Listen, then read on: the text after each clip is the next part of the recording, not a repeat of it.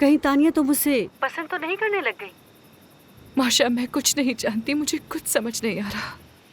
कहो तो मैं तुम्हारे पास आ जाऊं, तुम्हें कुछ बेहतर महसूस होगा। नहीं, मैं जल्द वापस आ जाऊंगी। तो फिर अपने आंसू पोंछो और मुझे तफसील से बताओ। आकिफ ने मुझे शहर दिखाने के लिए इनवाइट किया था। अरे मेरी जान, उसे डेट कहते हैं।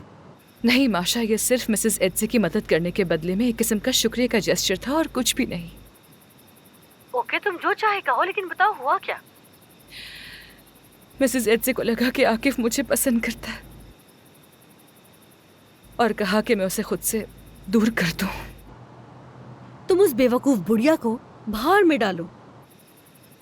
उन्होंने मुझे जेल की धमकी दी। उन्हें डर है कि कहीं आकिफ मेरे साथ चला ना जाए।